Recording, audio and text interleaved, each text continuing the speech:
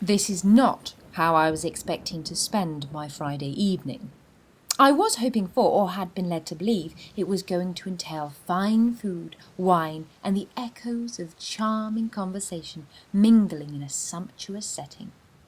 I am, however, currently surrounded by pools of spilt Ribena, various broken toys, and the residue of baked bean smears.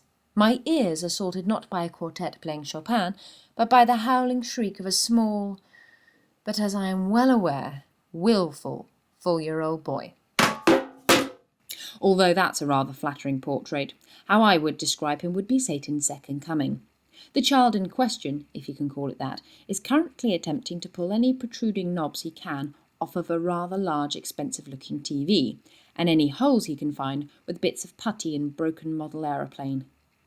All I'm thinking is, thank God it's not mine. The TV and the child in question in fact belong to a woman called Sylvia, former wife of my current partner, Stefan.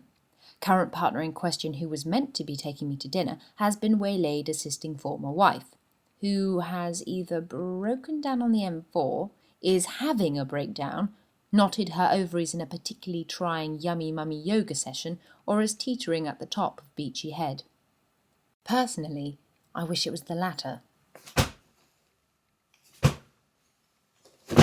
The Banshee has upped his game and is now dismantling the sofa, cushion by cushion, piece by piece. How on earth did my evening turn into this? He was only meant to be gone a short while, and it's been hours.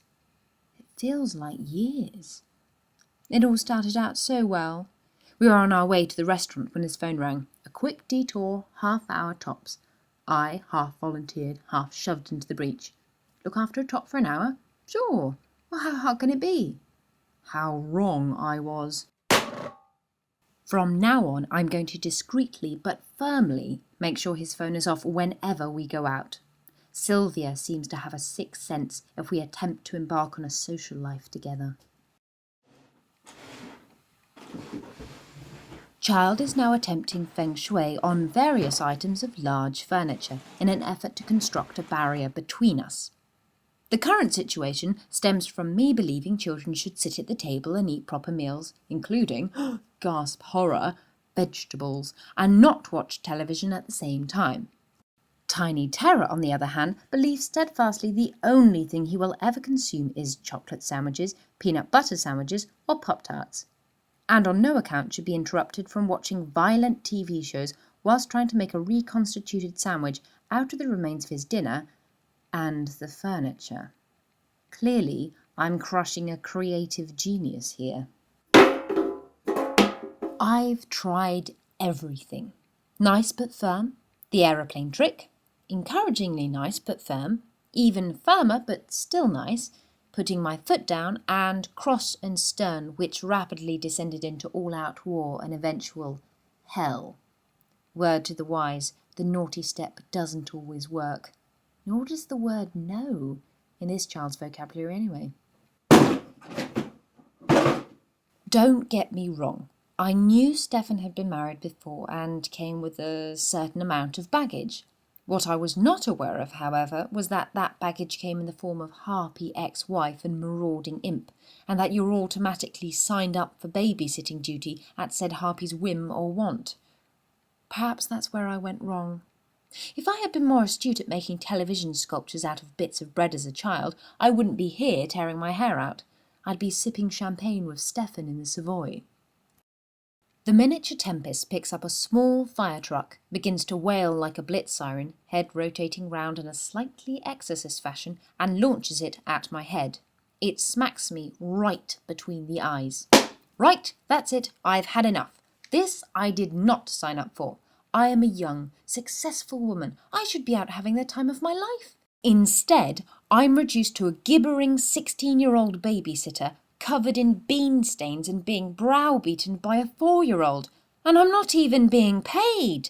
I grab his arm, turn him round, and then I pick him up, place him firmly on the remains of the sofa, and walk out.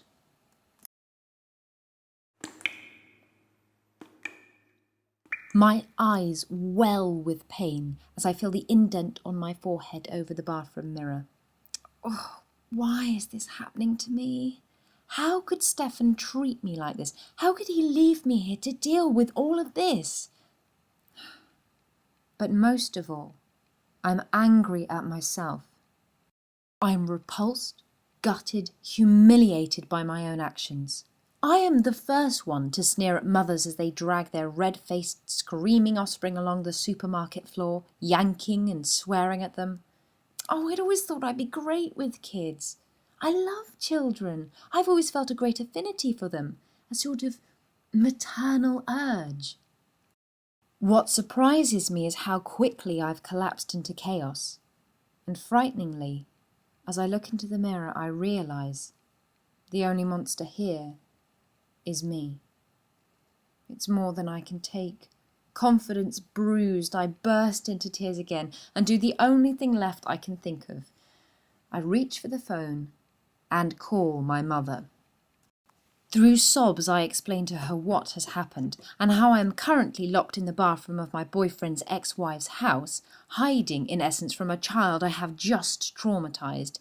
And all I want to do is go home. My mother pauses for a moment, considers, then clears her throat and in a precise and calm voice says, "Call the babysitter." 10 minutes later, I'm sitting at the kitchen table. Child and I have called a silent truce and are gouging out the insides of a Nutella jar when the doorbell rings. I answer it, and there she is, in all her tracksuit-wearing, sullen-faced glory. She comes in, goes straight to the fridge, makes up a peanut butter sandwich with a side order of instant milkshake, and plonks both food and child in front of the telly, switching to a soothingly hypnotic program, and leaves him to it. "Is that okay for him to have before bed?" I query tentatively. "To be honest with ya, I'm not a nutritionist, yeah. I'm just here to keep him quiet and make sure he don't bang his head," she replies, shoving the remaining crusts into her mouth. Clearly, she knows what she's doing. "So, have you been here before?" "Oh yeah, all the time. Lady Lack can't deal with her own kids, so she normally has a nanny, but when she goes on holiday, she gets me to fill in." "Oh, I see." I'm feeling slightly smug, so I'm not a complete failure after all. "You the new nanny then?" "Oh, no, I'm just here for the night." We settle down on the sofa, and not before long, worn out by his escapades and screaming sonatas, and lulled by the dulcet tones of the TV, the tiny terror is fast asleep. Eventually, the babysitter leaves, her work completed and another peanut butter sandwich in hand. I wave her off from the door. I wander inside and tidy up, pushing the furniture back into place and excavating plastic soldiers from small crevices where his tiny fingers have managed to wedge them. I am making a cup of tea when the front door goes and Stefan and Sylvia enter. Stefan is as prolific in his apologies as Sylvia is with her ill-concealed surprise to see Prince Charming slumbering so quietly on the sofa. "So, how did you two get on?" "Oh, fine. Just had something to eat, then watched TV together." There is no hint of the night's activities. Only the babysitter's bulging pocket is testament to my gratitude and her discretion on the subject. Though I do take some solace in the fact that Sylvia will be having to nurse off a particularly severe E-number combination hangover tomorrow.